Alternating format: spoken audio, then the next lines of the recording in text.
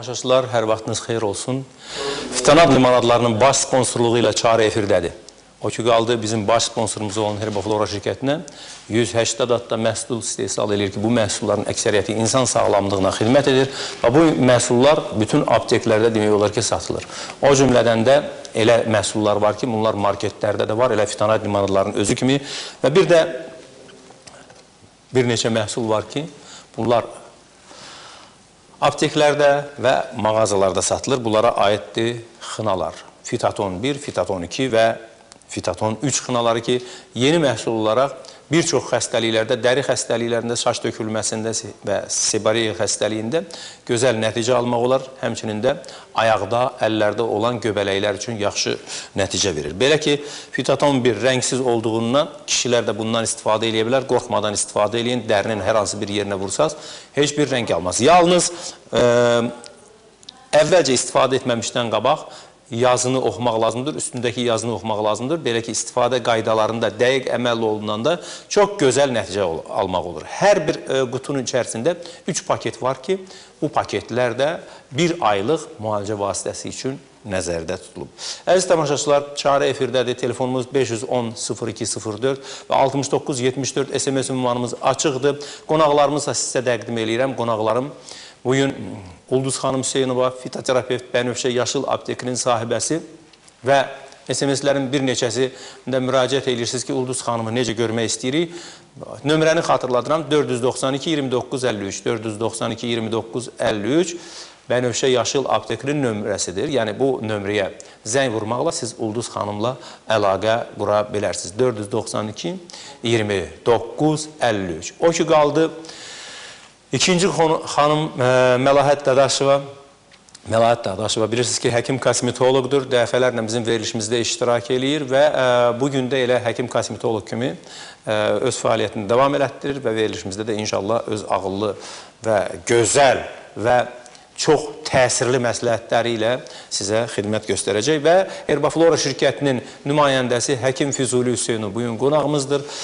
Füzuli müəllimin də, demək, əgər Füzuli müəllimin şirkəti ilə əlaqə saxlamaq istəsəz, o zaman saytı sizə xatırladıram, 3w.herba-flora.com saytına girməklə Herbaflora şirkəti ilə əlaqə saxlaya bilərsiniz. Belə ki, Herbaflora şirkətinin 180 adda məhsulun içərisində elə məhsullar var ki, şübhəsiz ki, bunun haqqında əlavə məlumatlar almaq istəyəcəksiniz, Herbaflora jurnalı haqqında məlumat almaq istəyəcəksiniz. Ona görə də məsləhət görürəm ki, Herbaflora şirkətinin saytına girin, həmçinin də çarə verilişinin də təkrarına baxmaq istəsəz, o zaman Herbaflora şirkətinin saytında bax, bu verilişin təkrarına baxa bilərsiniz. Verilişimizin keçən həftə mövzu qoymuşduq, demək, oynaq ağrıları, osteoxondroz, yəni belə el arasında xalq dili ilə desək, əslində duz yığılmaları kimi tanınan oynaq ağrıları, revmatik ağrılar və s. Bunlar barədə danışmışdıq, amma indi bir telefonu qəbul edəndən sonra Füzuli müəllimə söz verəcəm, bir balaca məlumat versin. Alo. Alo. Bəli. Salam, Belekim Fikət müəllim. Əleykümə salam. Mən sizi qonaqlarınızı salamlayıram. Mənim sualım Ulduz xanımadır. Mənim döşümdə fibroadenoma var, süd vəzisində fibroadenoma var. O barədə xahiş eləyərdim, məlumat verərdi də. Oldu xanım, aydın oldu, təşəkkür edirik. Birazdan biz sualı cavablandıracağıq, amma mövzumuz Füzuli müəllim, yəni oynaqlar, osteoxondroz, bu barədə istəyirəm bir balaca, hər dəfə biz baxmayaraq ki, məlumat veririk, amma görürük tamaşaçıların daim buna ehtiyacı var. Buyuruz. Çox sağ olun. Deməli, oynaq xəstəlikləri, ümumiyyətlə artrozlar yayılma dərəcəsinə görə xəstəliklər arasında demək olar 4-cü yeri tutur. Yəni, bu o deməkdir ki, birinci yerdə miokard infarktıdır, şəkər xəstəliyidir. Yayılma dərəcəsinə görə 4-cü yer tutursa, deməli, bu həddindən artıq çox ciddi bir problemdir. Ümumiyyətlə, insan orqanizmində 70 yaşından sonra insanların təxminən 20-25%-də bu rast gəlinir. 80 yaşında 40-50%-də, 85 yaşında isə demək olar ki, 90%-də bu artroz xəstəliyi əmələ gəlir. Artroz xəstəliyinin əmələ gəlməsinin səbəbləri birinci növbədə ağır çəkidir, köklükdür. Yəni, hər bir insan, 1 kiloqram insanın çəkisinin artması diz oynağına düşən miqdarı 4 dəfə artırır. Yəni, belə deyək, 1 kiloqram insan çəkisi artırsa, diz oynağına 4 kiloqram əlavə olaraq yük düşür. Deməli, 10 kiloqram insan 10 kiloqram altında 40 kiloqram əlavə yük düşür. Və bu da oynaqlarımızın tez sıradan çıxmasına səbəb olur. Bu birinci səbəb. İkinci səbəb isə qeyri-düzgün qidalanmadır.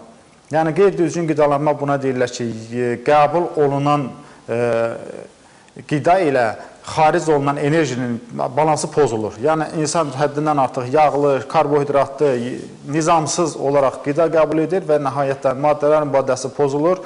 Orqanizmdə piylərin çökməsi prosesi baş verir və bu zaman bədənin təmizlənməsinə ehtiyac duyulur. Bədənin təmizlənməsi üçün ən vacib səbəblərdən biri uzun müddət ac qalmaqdır, dərman bitkilərindən işlədici təsir edən dərman bitkilərindən, öd qovucu təsir edən dərman bitkilərindən, eyni zamanda xolesterin təmizləyən dərman bitkilərindən mütləq istifadə etmək lazımdır ki, orqanizmdə təmizlənmə prosesləri aparılsın. Və artroz xəstəliyinin son vaxtlar ən çox yayılmış xəstəliklərdən biri də bu dövrdə, indiki dövrümüzdə bel xəstəlikləri daha çox yayılır və beldə ağrılar, qrijaların əmələ gəlməsi, bel arası fəqrələrin sürüşməsi, fəqrələr arası onun sürüşməsi və bu kimi hallar son vaxtlar daha çox yayılır və bunu da alimlərimiz araşdırır və araşdırma zamanı məlum olmuşdur ki, bugünkü gündə qeyri-düzgün qidalanmaya artıq biri də əlavə olunub ki, məsələn, bir aylıq 1 kiloqram çəkiyə qədər çatan toyuqlar.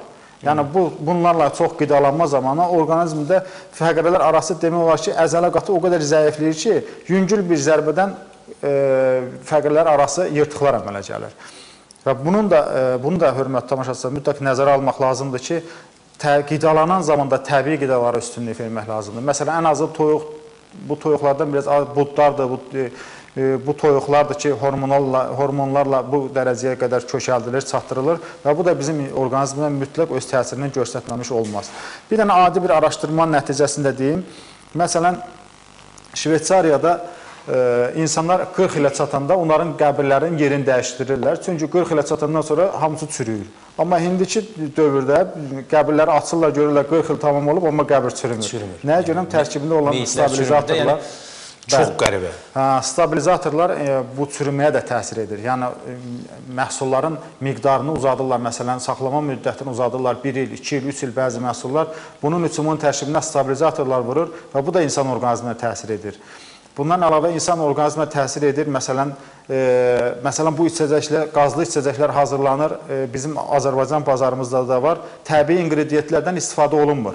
Məsələn, şəkər əvəzinə saxarindən istifadə olunur. Sizdən fərqli olaraq? Bəli, bizdə tam olaraq şəkərdən istifadə olunur və bu saxarini də həddindən artıq dozası da insanlarda bütün xəstəliklərin başlanğıcına bir səbəb olur. Buna görə də mütləq qidalanan zaman mütləq olaraq natural qidalara üstünlük vermək lazımdır. Mənə elə gəlir ki, bu xəstəlik haqqında çox danışmaq olar. Çox sağ olun, müəllim. Vaxt məsələsi. Bir də xatırladım ki, əziz tamaşaçılar, əgər sağlam su, sağlam təbii limonadlar əgər içmək istəyirsinizsə, o zaman fitanat limonadlarından istifadə edin. Belə ki, fitanat limonadları 100% təbiidir və tinktura şəklində həmən onun tərkibində olan meyvə və tərəvəz tutma şəklində hazırlanır və bundan sonra isə həmən tutma qablaşdırılır və dükanlara çıxarılır. Demək olar ki, bizim marketlərin hamısında fitanat limonadlarına rast gələcəksiniz. Ona görə də fitanat limonadlarından istifadə edin. Və hətta sağlamlıq üçün də şəfalı bir sudur. Ona görə də ki, tərkibindəki suyun özünə belə Herbaflora şirkəti xüsusi fikir verir. Ulduz xanım, biraz bundan qabaq xanım zəng vurdu. İstəyirəm həmən suala siz cavab verəsiniz. Buyuruz. Bəli.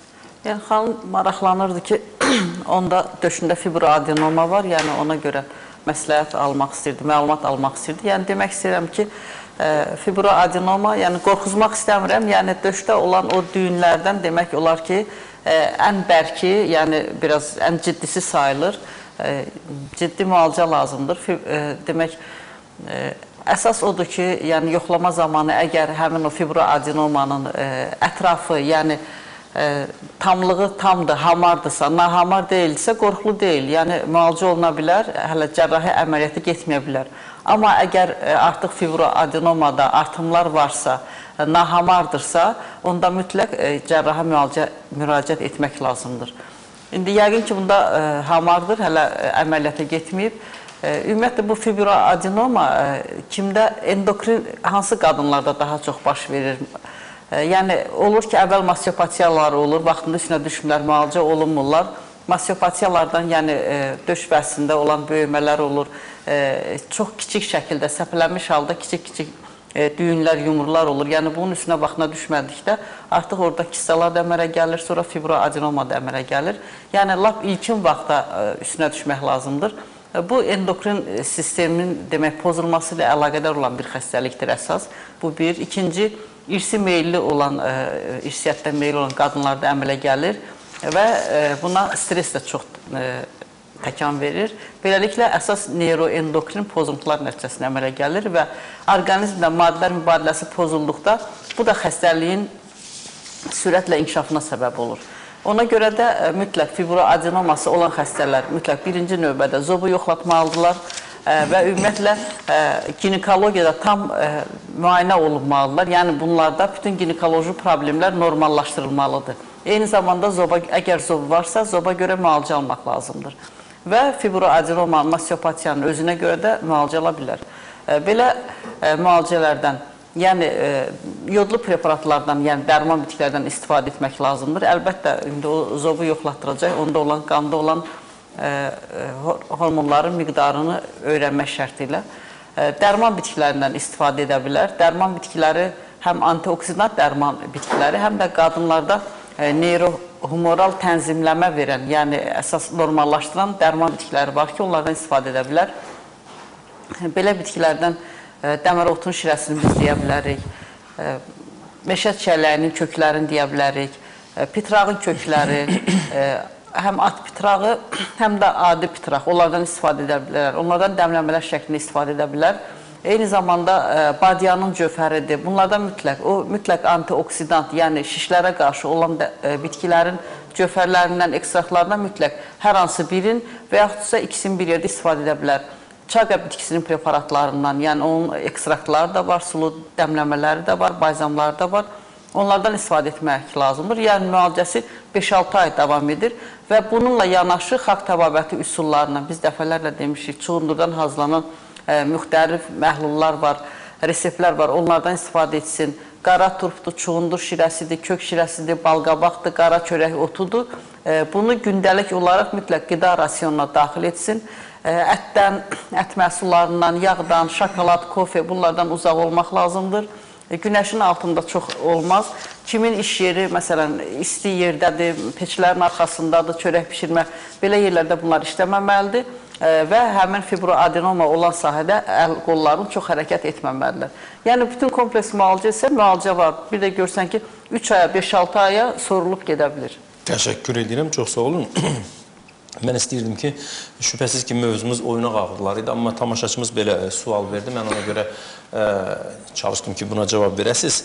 Amma belə bir mövzu da var, istəyirəm Məlahət xanım, siz də buna aydınlıq gətirəsiniz.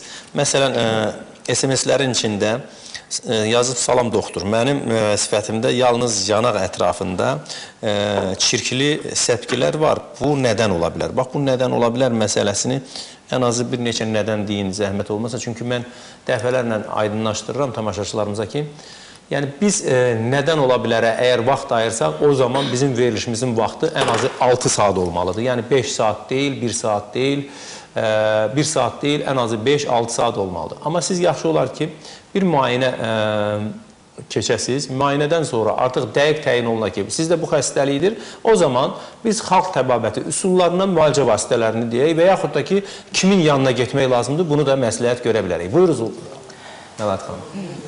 Yəqin ki, xanımda əgər yanaq nahiyəsidirsə, xırda səpkilərdirsə, ola bilsin ki, bağırsaq pozuntusundandır. Yəni, mütləq həkimə müraciət eləməlidir, yoxlanmalıdır.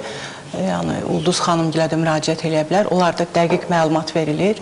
Yəni, ola bilsin qurtu əl ehnə, yəni bağırsaq pozuntusunu mütləq Ulduz xanım deyəcək. Yəni, mütləq bu xanıma lazımdır daxili təmizlik. Yəni, səhərlər bir qaşıq darçın, bir qaşıq zeytun yağı və bir stakan suda ac qarına içsə çox yaxşı olar. Yəni, bu bağırsaq təmizlənməsinə kömək eləyər və həmçinin arıqlamaq istəyən xanımlara bu çox yaxşıdır. Və bundan əlavə məsləhət görərəm ki, həm arıqlamaq üçün, həm də Biyaq Füzuli müəllim qeyd etdiyi kimi artroz həddən artıq kökəlmədən də baş verir, ağrılar olur.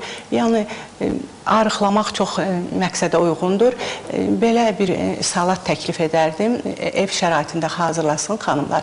Bir dəstə ispanağı xırda doğrayıb, üzərinə qara kişmiş doğrayıb, zeytun yağı və zövqə görə duz istiyot əlavə edib, hər gün bunu qəbul etsələr çox gözəldir. Və qaldı ki, əgər vaxtımız varsa, bədən qulluğuna da arıqlamaq istəyən xanımlara... Birazdan indi biz bu barədə danışacağıq, çünki hələ vaxtımız var, hələ verilişimiz... Buyurun, Füzuli müəllim.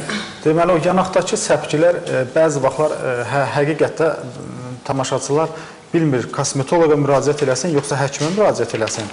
Mən bir bazı araşdırma üçün deyim, əgər yanaqdakı səpkilər iki forması ola bilər. Papilloma forması və pustula forması. Yəni, papilloma forması biraz daha böyük formadır. Pustula forması biraz ondan balaca formadır. Əgər pustula formasına qədər, yəni bir tük və bir tükün dibinin iltihabına qədər, çilcəyə qədər kosmetoloqa müraciət edə bilər. Ondan sonraki vəziyyət biraz böyümüşsə də, bir neçə tük dibini əhatə edibsə, biraz şişmişsə də mütləq dərhə həkimə müraciət etmək lazımdır. Təşəkkür edirəm. Yəni, Füzuli müəllimin də məsləhətinə qulaq asın. Yəni, tam bir şeyi müayinə eləmək üçün hara müraciət eləmək lazım olduğunu da aydınlaşdırdıq. O ki, qaldı salatlar barədə xatırladıram ki, Herbaflora şirkətinin fitoklubları artıq salatlar və sairə istehsal edir. Belə ki, fitoklubda Herbaflora firmasının istehsal etdiyi məhsulları topdan satış qiymətinə ala bilərsiniz. Həmçinin əlavə olaraq sizə 30 adda məhsul, çaylar, şəkər xəstələri üçün, arıqlamaq üçün və s. Ümumiyyətlə, insan orqanizmini sağlam saxlamaq üçün nə lazımsa Herbaflora şirkəti istehsal edir. Fitoklublarda kişi və qadın sonsuzluğu üçün də xüsusi dərman bitkiləri vardır ki, bunlardan da gedib ala bilərsiniz. Təklif olunmuş məhsulları əldə edə bilərsiniz. Həmçinin orada müalicə vasitələri kimi elə orada hazırlayıb sizə təqdim eləyə bilərlər. Belə ki, kokteyl və dondurmalar fitoklubda çox gözəl, nəfis şəkildə hazırlanır. Müalicə vasitəsi kimi də bunlardan istifadə edə bilərsiniz. Telefonları xatırladıram 012 561 85 01 012 492 23 46. Bax, bu iki nömrə fitoklubların nömrəsidir ki, zəng eləyib, əlaqə qurub, getmək istədiyiniz yeri də marşrutda da dəqiq təyin eləyə bilərsiniz. Biz isə qısa fasilədə sizdən ayrılırıq reklamlardan sonra.